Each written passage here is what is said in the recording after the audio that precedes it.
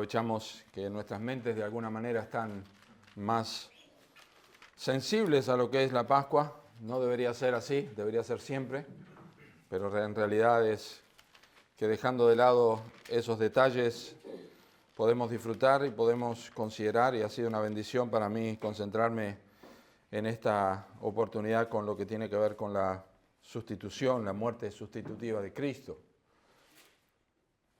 Les pido que abran sus Biblias entonces en 2 de Corintios, segunda carta del apóstol Pablo a los Corintios, en el capítulo 5, y vamos a leer para el contexto desde el versículo 14 hasta el versículo 21. Perdón, hasta el capítulo 6, versículo 1. Vamos a considerar solo el 5:21, pero queremos ver el contexto. Dice la palabra de Dios así: porque el amor de Cristo nos constriñe, pensando esto, que si uno murió por todos, luego todos murieron y por todos murió, para que los que viven ya no vivan para sí, sino para aquel que murió y resucitó por ellos. De manera que nosotros de aquí en adelante a nadie conocemos según la carne.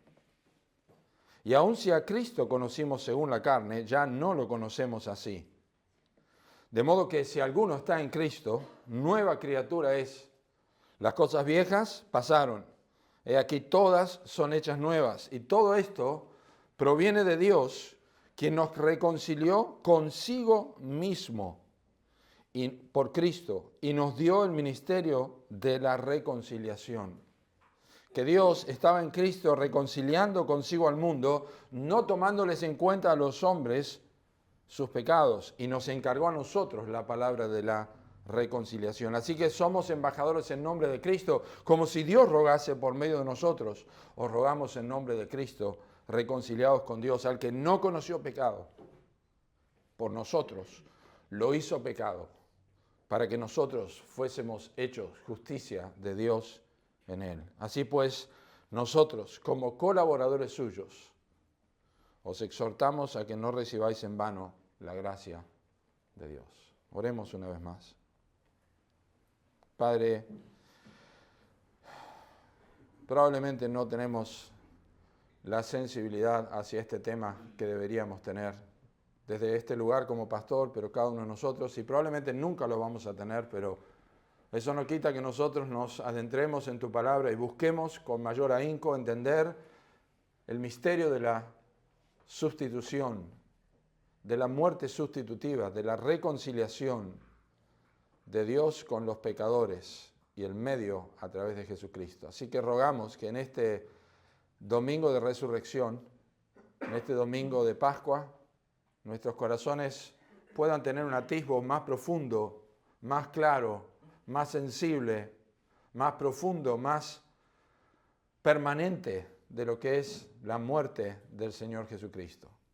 Rogamos que tu palabra nos hable, rogamos que el contexto, la teología bíblica, la comprensión de las ilustraciones nos ayuden a entender este texto bendito que nosotros tenemos aquí. 2 de Corintios 5:21. Lo pedimos en el nombre de Cristo Jesús. Amén. No sé si conocen el síndrome de la rana hervida. La premisa es que si una rana se pone repentinamente en agua hirviendo, va a saltar. Pero si la rana se pone en agua tibia, que luego se lleva a la ebullición lentamente, no va a percibir el peligro y se cocerá hasta la muerte. La historia se usa a menudo como una metáfora de la incapacidad o la falta de voluntad de las personas para reaccionar o ser conscientes de las amenazas siniestras que surgen gradualmente en lugar de hacerlo de repente.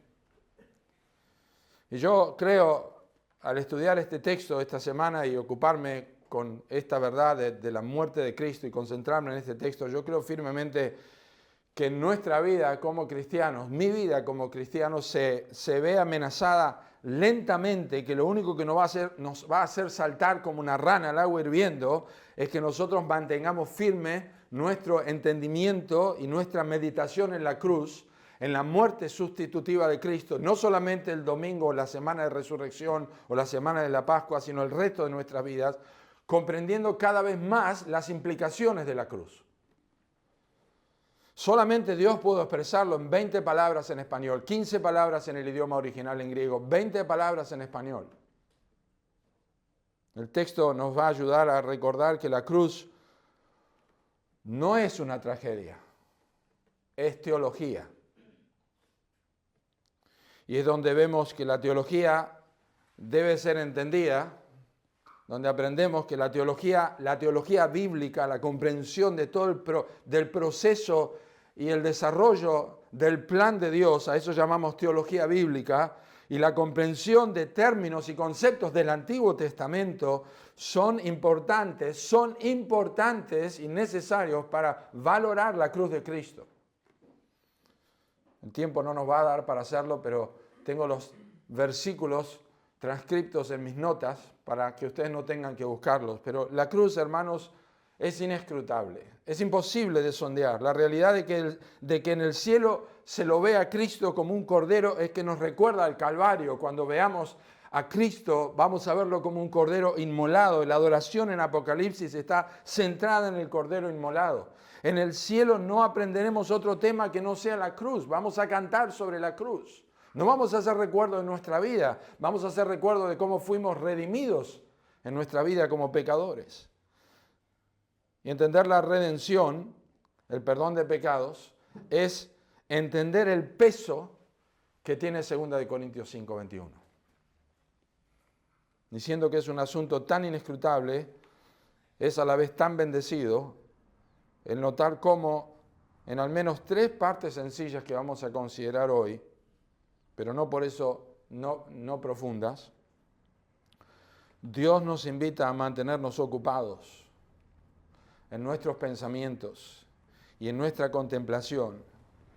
Pero escuchen, eso tiene un propósito y es para ver que luego nuestra vida práctica sea afectada profunda y constantemente y de forma pareja y creciente. Nuestra vida debe ser afectada por la cruz. Con Cristo estoy juntamente crucificado y ya no vivo yo, mas vive Cristo en mí. Y lo que ahora vivo en la carne, lo vivo en la fe del Hijo de Dios. No hay ningún otro tema que sea tan central en la Biblia y fuente de distribución para cualquier otra doctrina y práctica de la Iglesia. No existe. La cruz, escuchen, modifica, regula, sostiene y alimenta permanentemente toda la vida de la Iglesia en todos los aspectos imaginables e inimaginables. Es decir, que si entiendo la cruz, criaré mis hijos en el Señor. Si entiendo la cruz, llevaré mi negocio en el Señor. Si entiendo la cruz, amaré a mi esposa y a mi esposo en el Señor. Si entiendo la cruz, viviré en esta vida de una forma que honra a Dios. Pero es a través de la cruz, es el centro, es lo principal, es lo que regula, es lo que modifica, es lo que alimenta toda mi vida como cristiano. Hasta cómo cuido mi vida, mi cuerpo, mi salud. Por eso temo que como ranas vamos siendo cocinados por las atracciones, las distracciones, las vanidades de esta vida que tienden a debilitar nuestra imprescindible necesidad de volver diariamente a la cruz. Somos vencidos por cualquier distracción, por la procrastinación que produce atracción en el corazón, pero no podemos enamorarnos de las riquezas de Cristo, del Calvario, a través de las Escrituras, como lo estaba Pablo, por el simple hecho de que no dedicamos tiempo a examinar textos como 2 Corintios 5:21. Y esta sencilla expresión que mencioné de Pablo, el cual me amó y se entregó a sí mismo por mí, es suficiente para que percibamos su celo por Cristo y su incansable labor misionera para dar a conocer el Evangelio. No les quepa la menor duda que la comprensión, la teología de Pablo en 2 Corintios 5:21, lo enseña este pasaje, es lo que lo hizo el evangelista que fue. ¿Qué vemos en este texto? Yo quiero compartir 3 cosas sencillas, como dije al principio, no por eso no profundas.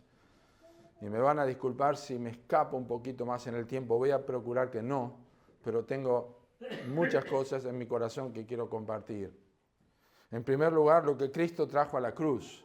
En segundo lugar, lo que Dios hizo en la cruz. Y en tercer lugar, lo que nosotros recibimos en la cruz. Cristo trajo a la cruz su impecabilidad.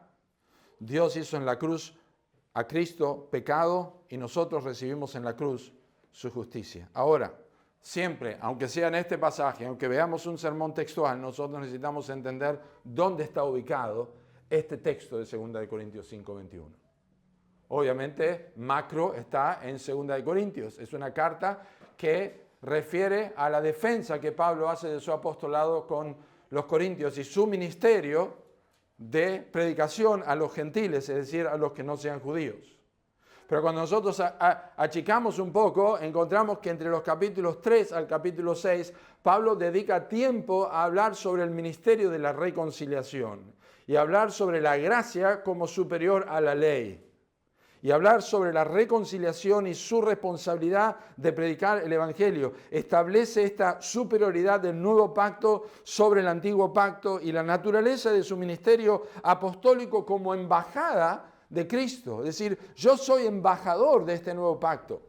Es el ministerio de la reconciliación entre Dios Santo y los pecadores de este mundo, entre ustedes y Dios, entre yo y Dios.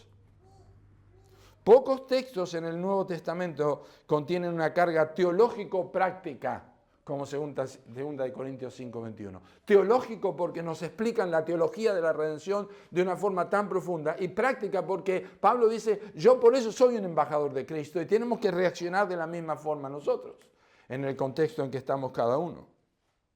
Es decir, 2 Corintios 5:21 no es una declaración aislada. Es el fundamento de todo lo que Pablo acaba de decir. Es la respuesta al cómo de la reconciliación de versículos 18 y 19. Esto proviene de Dios, que nos reconcilió consigo mismo por Cristo, nos dio el ministerio de la reconciliación, que Dios estaba en Cristo reconciliando consigo al mundo, no tomándole en cuenta a los hombres sus pecados, nos encargó a nosotros la palabra de la reconciliación. La pregunta es, ¿y cómo lo hizo? ¿Cómo hizo esto Dios? Y yo quiero que, antes de que entremos en el primer punto, quiero que observen el movimiento teológico que hace Pablo desde el versículo 14 hasta el versículo 21. Síganme con sus vistas. Versículo 14, el amor de Cristo nos constriñe. Uno murió por todos. Versículo 15, el propósito de esa muerte es que vivamos para Él. Versículos 16 y 17, el resultado de eso es una nueva creación, una nueva perspectiva. Versículos 18 y 19, el origen de todo lo que lo hace posible es que proviene de Dios. Versículo 20, requiere la proclamación de un mensaje, reconcíliese con Dios. Y versículo 21, el fundamento para esto es el gran intercambio. ¿Cómo es que Dios hizo esto posible? Hay un gran y único sujeto en este texto que nosotros leímos. Hay un gran, en toda esta porción que tenemos aquí, pero específicamente hay un gran y único sujeto en el texto. El sujeto es... En la gramática, el sujeto es el que está haciendo algo, el que está llevando a cabo la acción. Y en este versículo, el que actúa es Dios. El que lleva a cabo todo esto es Dios. Noten el versículo 18. Y todo esto proviene de Dios. Esto permite entender quién es lo que hace o qué cosa hace en versículo 21. Dios es el origen de todo. Nosotros nunca hubiéramos elegido un camino como el que Dios eligió. Nunca hubiéramos creado una reconciliación como Dios. Nunca hubiéramos tenido interés en tener una reconciliación. Nunca hubiéramos planificado un perdón. Nunca hubiéramos planificado absolutamente nada que tenga que ver con nosotros y Dios. Esa es la naturaleza del ser humano.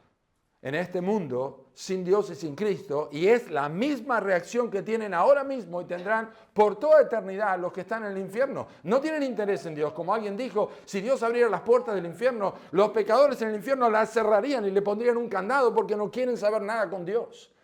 Pero Dios es el iniciador. Dios es el sujeto, Dios es quien lleva a cabo esto, no podría ser de otra manera. Él nos escogió antes de la fundación del mundo. Nosotros no escogemos a Dios, nosotros no buscamos a Dios, no hay quien haga lo bueno, no hay ni siquiera uno. Es una obra de Dios. No fue una obra de los romanos, no fue una obra de los judíos, no fue una tragedia de la humanidad, es una obra de Dios. Es el deseo de Dios.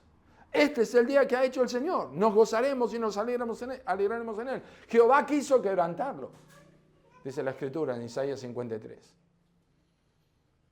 No podemos perder de vista esto.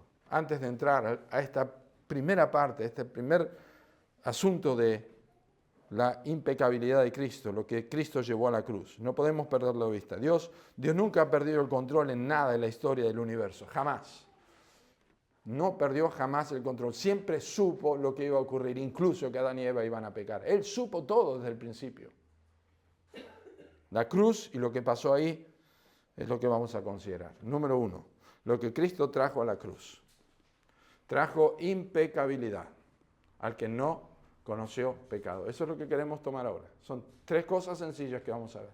Al que no conoció pecado. Está perfectamente documentado en el Nuevo Testamento que el Señor Jesucristo vivió una vida impecable.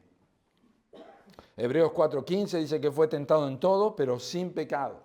Primera de Pedro 2:22 dice que no cometió pecado, ni se halló engaño en su boca. Primera de Juan 3:5 dice que en él no hay pecado.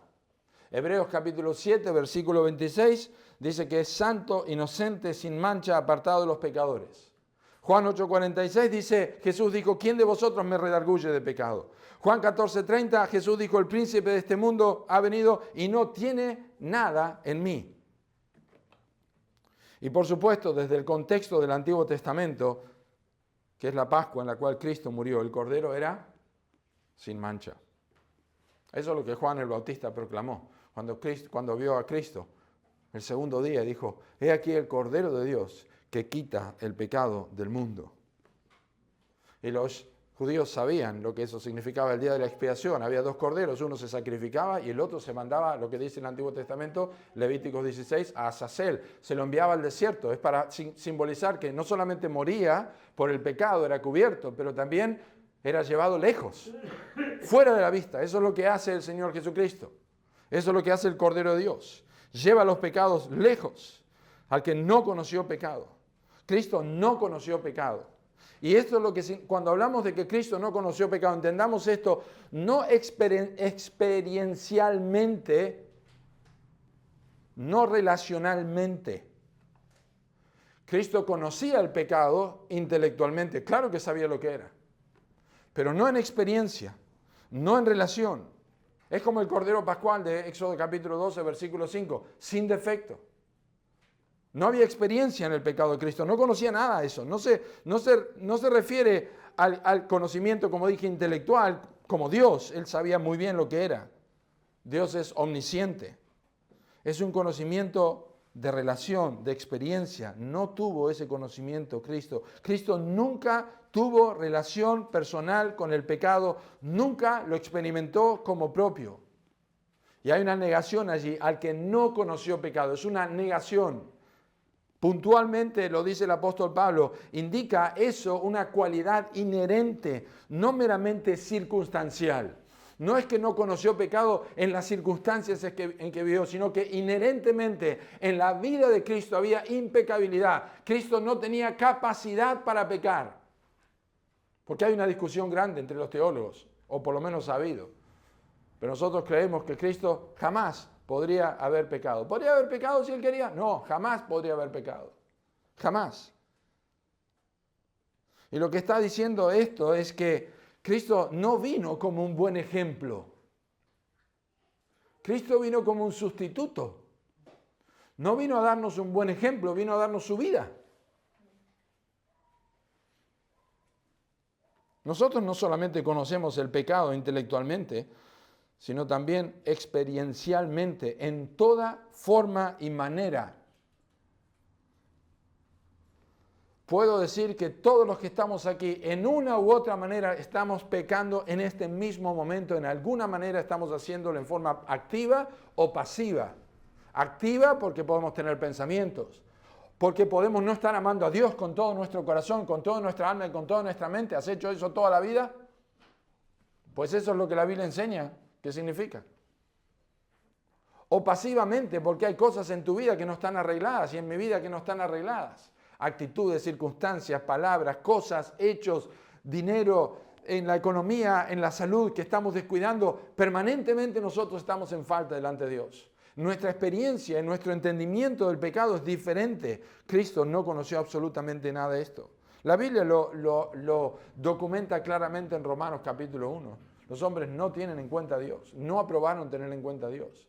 En Romanos capítulo 3, ya lo he mencionado, Isaías capítulo 59, el profeta dice de parte de Israel, nosotros conocemos nuestros pecados, están con nosotros nuestros pecados, nuestras manos están contaminadas de sangre.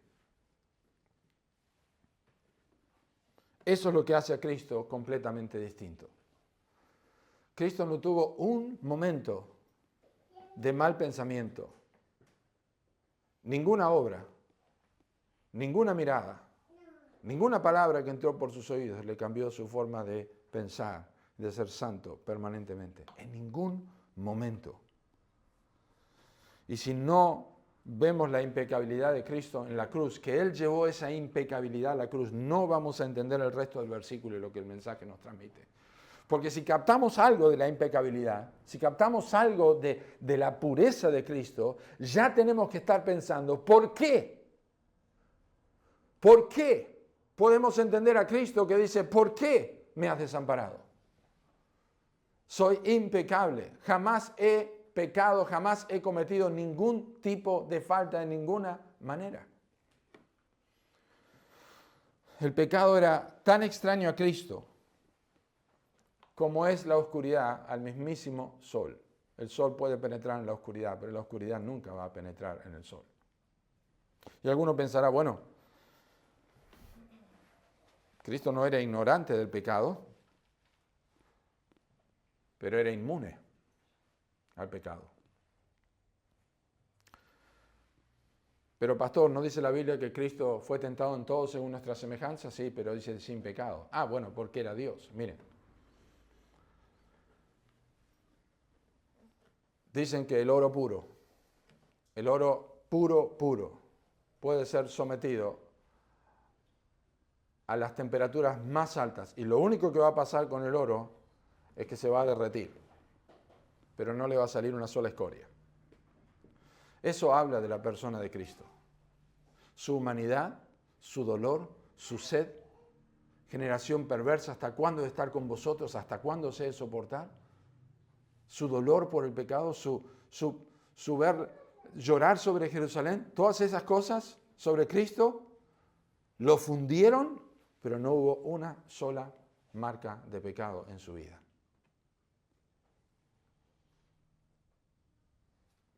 Es impecable. Eso es lo que Cristo llevó a la cruz. Llevó su impecabilidad.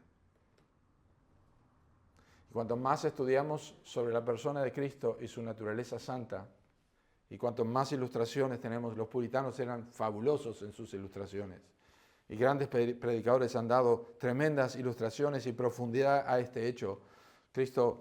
Nuestro entendimiento de la cruz va a ser mucho más profundo de lo que tenemos ahora. En segundo lugar, lo que Dios hizo en la cruz. Y de alguna manera este es el centro. Porque lo hizo pecado. Porque si entendemos la impecabilidad de Cristo, no podemos entender esto. Es inescrutable.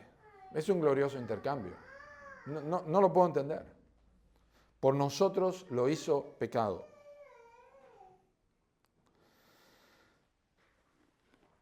Este es un hecho completo. Este es un verbo que no lo tenemos en español. En el griego es el verbo, se llama el aoristo, que significa que una acción ha sido hecha y completada en el pasado. Es la diferencia entre una foto y un video. Tac, listo. Ocurrió. Un momento, ya está. No es un video que sigue funcionando. Y no hay duda que este es el punto más alto. Por nosotros lo hizo pecado. Este hecho concretado, terminado, final, es el más dramático y el más profundo teológica y prácticamente. Dios hizo pecado a su Hijo. Ahora, escuchen, para entender esto, si Dios es el sujeto, es el que lleva a cabo la acción, lo hizo, Cristo es el predicado. No estamos dando clase de gramática española, pero ¿qué es el predicado? El predicado es lo que se afirma acerca de alguien. Acá hay maestras, así que lo aclaro. Juan es médico. Juan es el sujeto, médico es el predicado. José es empleado, María es ama de casa, Estela es arquitecta, Cristo es pecado. Cristo es pecado. Cuando decimos Juan es médico, se ve cuando decimos que practica la medicina. Cuando decimos que José es empleado es porque trabaja como empleado. Cuando decimos que María es ama de casa es porque vive en esa función. Y Estela es arquitecta porque practica eso. Lo que alguien es normalmente refleja en lo que hace. Pero acá pasa algo completamente distinto porque dice que Cristo fue hecho pecado y Cristo nunca practicó el pecado, nunca lo vivió, nunca lo experimentó. Entonces, ¿qué significa? No significa que fue hecho pecador, sino que fue tratado como pecado. Dios lo colocó en el lugar que le correspondía al pecador y lo trató como si fuera pecado mismo. Y tu comprensión del pecado, o mejor dicho, tu incomprensión y mi incomprensión del pecado, hace que nosotros digamos tan livianamente, Cristo murió por mí. Cristo murió por mis pecados. Y no estoy diciendo que no lo decimos, Pablo lo dijo. Pero muchas veces no captamos esto, porque no conoció pecado. Yo sí entiendo. Lo entendió el ladrón en la cruz. Nosotros justamente padecemos por lo que merecemos. Pero ningún mal hizo. Él lo entendió en la cruz. Él entendió la sustitución en el mismo momento de la muerte. Entendió que él era hecho pecado. Eso se llama, o ¿cómo le llamamos a eso teológicamente? ¿Cómo le llamamos a ese hecho teológicamente? Se llama imputación. Y lo entendemos por la justicia. A alguien se le imputa un mal o una condenación. No es una transferencia de corrupción moral a Cristo. No, no es eso. Es una transferencia de culpabilidad legal. Eso es lo que significa que fue hecho pecado. Se le transfirió legalmente la culpa a Cristo que no tenía. Un autor, John Murray, dice, la imputación es doble. El pecado nuestro fue puesto sobre Cristo y la justicia de Cristo fue puesta sobre nosotros. Ambos movimientos son forenses, no transformativos en su naturaleza inmediata. Son forenses, tienen que ver con algo legal. Ahora bien, y quiero que escuchemos, porque esto es lo más importante. Por nosotros lo hizo pecado. Es un acto de Dios, lo que Dios hizo en la cruz. Ahora bien, yo tengo que preguntar bíblicamente qué es el pecado. ¿Cuál es la concepción teológica o cómo la Biblia describe el pecado? Primera de Juan, capítulo 3, versículo 4 dice, todo aquel que comete pecado infringe también la ley, pues el pecado es infracción de la ley. El pecado es infracción de la ley. Dios había dicho a Adán que el día que comieres ciertamente morirás. Esta fue la primera ley transgredida. Comer fue el primer pecado, que significa desobediencia. Pero Cristo no violó Génesis 2.17. Fue Adán quien violó Génesis 2.17. Pero murió la muerte que Génesis 2.17 prometía. ¿Por qué? Porque Dios le imputó el pecado de los que sí lo violaron. Dios se lo imputó a Cristo, el pecado de Génesis 2, del pecado de Adán y Eva, se lo imputó al Señor Jesucristo. Sus propias transgresiones personales, Dios le imputó el pecado de nuestras propias transgresiones personales a Cristo. Ahora quiero que pienses un momento en esto. El pecado es infracción de la ley. Quiero que pienses en esto. Santiago capítulo 2, versículo 10 dice, porque cualquiera que guardare toda la ley, pero ofendiere en un punto, se hace culpable de todos. Eso significa que cuando uno rompe un eslabón de la cadena, rompe todos los 600 y tantos mandamientos que había en la ley. Esto, según la Biblia, nos colocan bajo maldición. ¿Cuánto hemos pecado? No estoy hablando solamente de los 10 mandamientos. Si solamente hablamos los 10 mandamientos y solamente tocamos uno de los 10 mandamientos, como honra a tu padre y a tu madre, ya estamos todos condenados. O no codiciarás, que usa el apóstol Pablo en Romanos 7, ya estamos todos condenados. Pero escuchen, allí viene este texto paralelo a 2 Corintios 5:21, que es Gálatas capítulo 3, versículo 13.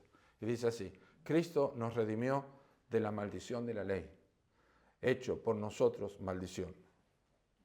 Como está escrito: maldito por Dios es el colgado. Maldito todo el que es colgado en un madero. Es un argumento importante en Gálatas para entender el hecho de la condenación por la ley. Es un argumento importante en Gálatas 3, desde el versículo 10 al 14. Yo cité 13. Porque en versículo 10, en el contexto de Gálatas 3, de hablar de que maldito por Dios es el colgado y que Cristo nos redimió de la maldición de la ley, en Gálatas 3:13, en Gálatas 3:10 cita Deuteronomio 27:26, que dice: maldito todo aquel que no permaneciere en todas las cosas escritas en el libro de la ley para hacerlas. O sea, lo que dice de Cristo, que es maldito por Dios el colgado, en Gálatas 3:13, está refiriendo en contexto a Deuteronomio 27:26, maldito todo aquel que no permaneciera en todas las cosas del libro de esta ley. O sea, la premisa es que la ley maldice a todo el que no la cumple en su totalidad. El versículo 11 de Gálatas 3 dice que nadie es justificado por la ley. El versículo 12 dice que la ley no es de fe, sino de obras. Y cita Levíticos 18:5. Y el versículo 13 dice que Cristo nos redimió de esa maldición, haciéndose maldición. Y eso está en Deuteronomio 21, versículo 23. Quiero que observen que Pablo no dice la maldición de un mandamiento. No dice, Él nos redimió de la maldición de un mandamiento. Dice, nos redimió de la maldición de la ley. Es decir, de la ley como sistema completo, como pacto, que es la ley que pronuncia la maldición. La maldición de la ley incluye 3 capítulos importantísimos en la Biblia. Deuteronomio 27, Deuteronomio 28 y Levítico capítulo 26.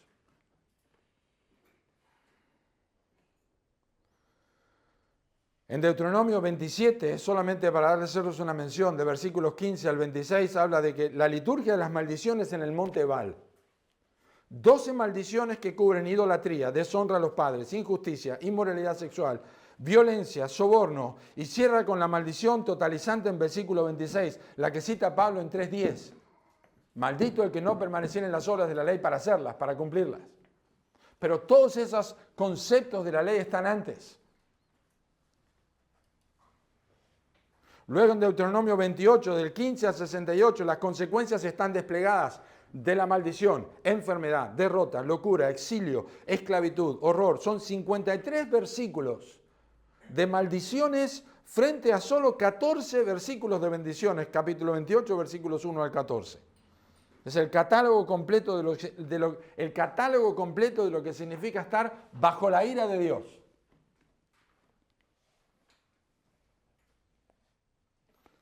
Por romper el pacto. Y luego está, como dije, el Levítico 26, del 14 al 46, muchísimos versículos que son las maldiciones del pacto, escalando en 5 ciclos de intensidad creciente, versículos 16, 18, 21, 24 y 27, y que culmina en la desolación de la tierra y el exilio, llevados a cautiverio. Por eso la expresión, la maldición de la ley, abarca todo el sistema de Sinaí. La ley funciona como unidad. Y violar un punto es hacerse culpable de toda esa ley.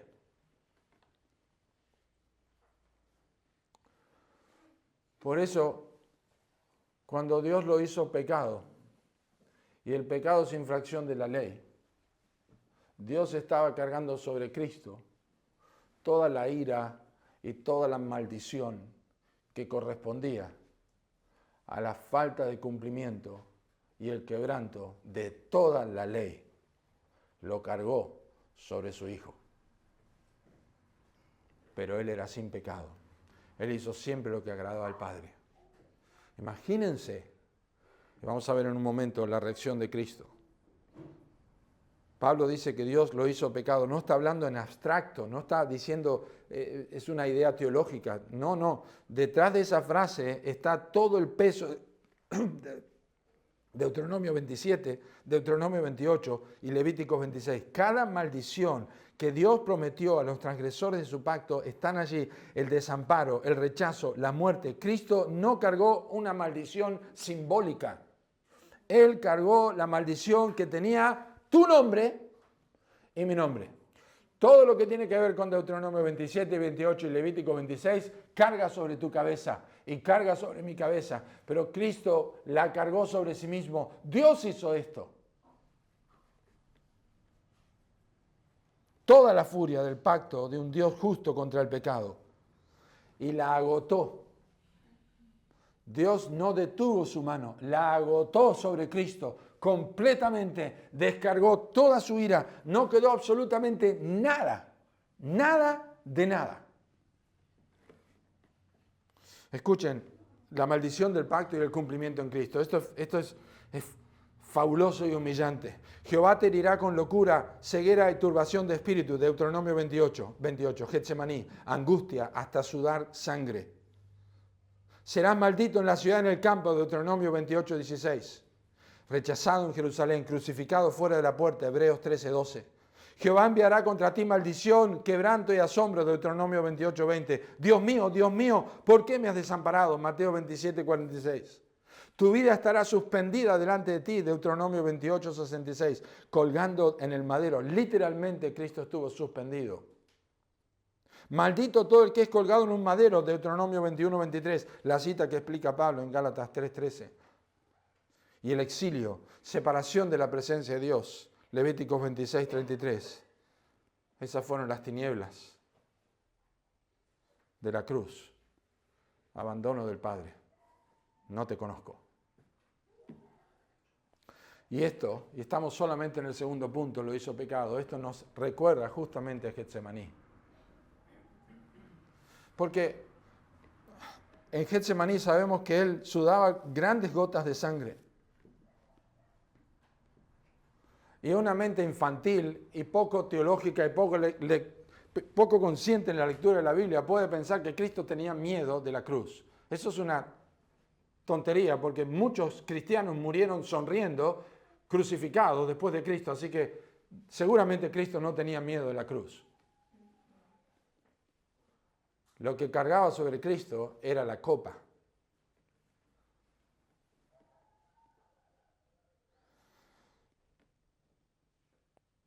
Padre, si es posible, pasa de mí esta copa.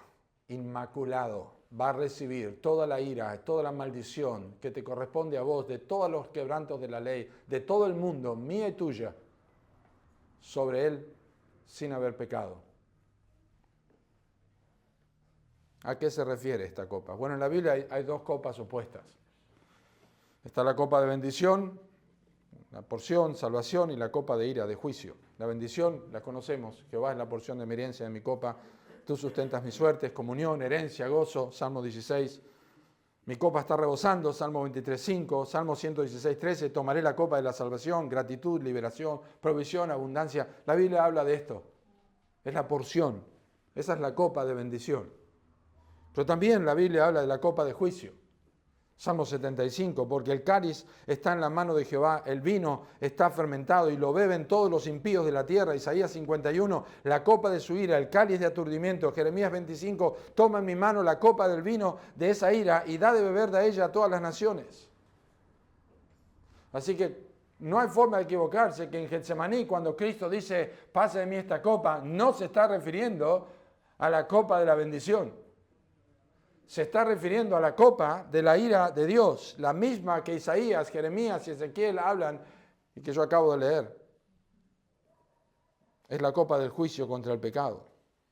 Y Jesús lo sabe y por eso está en agonía. Por eso está en agonía. No es miedo a la muerte física. Es la realidad de recibir la copa que contenía toda la furia del pacto de Dios quebrantado a través de la historia por todas las personas. Y los que van a quebrantarlo todavía. Es una foto, no es un video. Ocurrió. Para los que estaban antes, para los que vienen después. Dios no tomándoles en cuenta a los hombres sus pecados, lo leímos. O sea, el intercambio de copas es la expresión narrativa de lo que Pablo dice en el lenguaje forense. El que tenía la copa de comunión perfecta con el Padre, que no conoció pecado, la copa de la salvación, la copa del gozo, la copa de la comunión, la copa de mesa delante de mí, mi copa está rebosando. El que tenía la copa, el que la merecía realmente esa copa, el único que podía tener esa porción de Dios, recibe la copa de juicio, lo hizo pecado por nosotros, para que nosotros, los que merecíamos la copa de ira, podamos tomar la copa de salvación y podamos decir, Jehová es la porción de mi copa. Eso es lo que hizo el Padre en la cruz. Lo hizo pecado al impecable. Si esto no nos conmueve, si no aprendemos a través de la teología bíblica que Dios pasa por alto el pecado, pero no es un Dios que puede tener por inocente al malvado y que hace un glorioso intercambio, no vamos a captar y no vamos a apreciar el último punto, que es lo que nosotros recibimos. Nosotros recibimos su justicia. Pero antes de entrar a este punto, yo quiero que pienses que el impecable que estaba en la cruz, a quien Dios hizo pecado, no está frente a personas que están rogando y dicen, por favor, perdóname, por favor, perdóname, por favor, perdóname. Está delante de personas que dicen, crucifícale. No queremos saber nada con vos, no queremos saber nada con Dios. Dios muestra su amor para con nosotros en que siendo aún pecadores, Cristo murió por nosotros. Siendo enemigos de Dios, nos reconcilió consigo mismo. No estamos esperando que nos perdone. No estamos esperando tener relación con Él. No estamos esperando que Dios nos tienda una mano. Estamos alejados de Dios. Estamos lejos de su presencia. Estamos lejos de sus intereses. Estamos aborreciendo la santidad. No queremos saber nada con Dios. Vivimos ajenos de la vida de Dios. Con ignorancia, con dureza en nuestro corazón. Sin embargo, viene este tercer punto. Y es lo que nosotros recibimos en la cruz, que es su justicia. Para que nosotros fuésemos hechos justicia de Dios en Él. Y aquí están esas dos palabras que son tan preciosas como son también en Efesios 2, pero Dios. Aquí tenemos ¿para qué?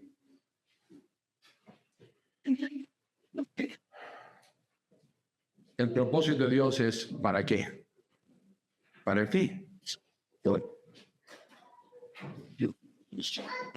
Para que nosotros fuésemos hechos justicia de Dios en Él. Todo el sufrimiento de Cristo tiene un propósito deliberado. Y lo repito, la cruz no es tragedia, es pura teología. Es el punto más alto de la teología de la justificación, es la sustitución, es el cambio, es el glorioso intercambio, es el punto más alto. ¿Cómo es posible? No lo puedo entender. Es la sustitución, es una acción legal. Así como el pecado no fue una infusión en la persona de Cristo, la justicia no es una infusión en los que creen y son perdonados. La justicia es imputada. Cuando Cristo muere por nosotros, Dios no nos hace justos, nos declara justos. Eso es por lo que nosotros seguimos siendo pecadores, perdonados, pero seguimos siendo pecadores. Por eso dice, para que nosotros fuésemos hechos justicia de Dios en Él. Y ese en Él lo van a leer en todo el Nuevo Testamento, especialmente en el libro de Efesios, cuando la próxima vez que lo lean por un lápiz tengan allí marquen en Él, en Él, en Él. Esto habla de unión con Cristo. Dios no puede justificarnos aparte de Cristo.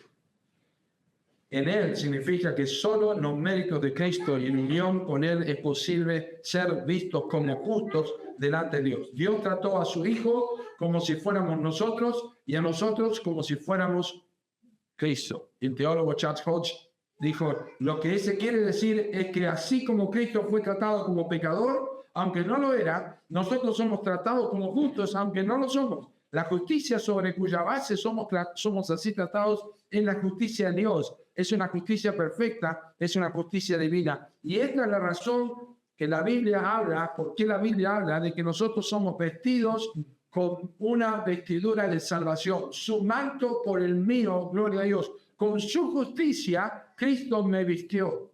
Él se vistió con mi maldad. La tuya, la mía y la de todo ser humano la cargó sobre sí mismo. Es la justicia en la que Pablo quiere ser hallado en Filipenses 3:9. Es porque el salmista dice que si Dios mira los pecados, nadie puede estar en pie, pero que en Él hay perdón para que sea reverenciado. Salmo 130. Es porque pudo alejar nuestros pecados tan lejos como está el oriente del occidente. Salmo 103. Es porque puede deshacer nuestras rebeliones como niebla y nuestros pecados como una nube. Isaías 44:22.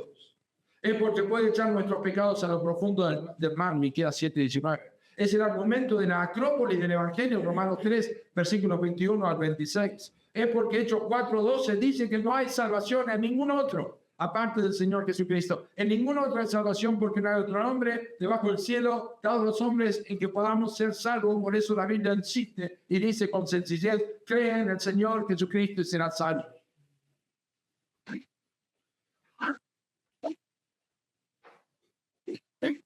Así y solamente así, cuando pasamos del capítulo en 2 Corintios al capítulo 6 y leemos el versículo 1, entendemos lo que Pablo está diciendo. Y esa es la manera en que nosotros le predicaríamos el Evangelio a nuestros hijos, a nuestros familiares, vecinos. Así pues nosotros, como colaboradores suyos, os exhortamos también a que no recibáis en vano la gracia de Dios. Sí, tan imperfectamente como lo comuniqué hoy a ustedes, pero suficiente para entender el peso de esta verdad. Imagínate el segundo después de la muerte, cuando te presentes delante de Dios, creyendo que vas a ser justificado porque fuiste religioso, porque siempre creíste en Dios. Y Dios te va a poner en la cara, 2 Corintios 5:21, dice, yo hice pecado en mi hijo. Y venís acá creyendo que hay otra justicia aparte del hijo para entrar. ¿Hasta cuándo vas a pelear con la palabra de Dios? Si no conoces el Evangelio, si no entendiste el Evangelio, si no viste la sustitución, si simplemente estás diciendo yo creo en Dios, no entendiste nada. No entendiste nada. Lo vas a entender cuando el Espíritu Santo abra tus ojos, como lo ha hecho conmigo y lo ha hecho con muchos aquí. Que toda la culpa de toda tu vida, en cada segundo, por quebrantar la ley de Dios, Dios la descargó sobre su Hijo. Tenés que arrepentirte y tenés que creer en Cristo como Salvador. Es la única manera de que la justicia de Dios sea puesta legalmente a tu favor. Vamos ahora. Oh Señor, no tenemos palabras más que desear seguir conociendo esto. Como dijo Pablo, a fin de conocer. Proseguir en el conocimiento de Cristo, proseguir en el conocimiento de la verdad, proseguir en el conocimiento de las muertes sustitutivas, del lugar que ocupó Cristo a nuestro favor, del peso, la carga del inmaculado, del impecable, recibiendo toda la ira de un Dios santo, hecho en semejanza de carne de pecado, y a causa del pecado, condenándolo en su carne, para que nosotros pudiésemos ser perdonados. Oh, te pido, Señor, que envíes salvación en esta noche a quienes no han entendido este mensaje. Simplemente han creído en Dios, han tenido una religión, pero nunca se han arrepentido de sus pecados, nunca han confiado en Cristo, nunca han clamado por perdón. Ante este hecho del Calvario, jamás han doblado la rodilla de su corazón diciendo: Dios, ten misericordia de mí, perdóname por mis pecados. Te ruego que en esta noche abran los ojos y puedan decir simplemente: gracias, Cristo, por haber muerto por mí. Gracias por salvarme. Gracias por perdonarme. No lo podemos entender, no lo podemos explicar, no lo podemos profundizar más en esta vida. Estaremos toda la eternidad, pero suficiente es que nosotros creamos que a ese tu Hijo lo señalaste tú para que sea nuestro Salvador. No hay otro nombre bajo el cielo dado a los hombres en que podamos ser salvos. Oramos en el nombre de nuestro mediador, de nuestro sustituto, del Señor Jesucristo. Amén. Ay,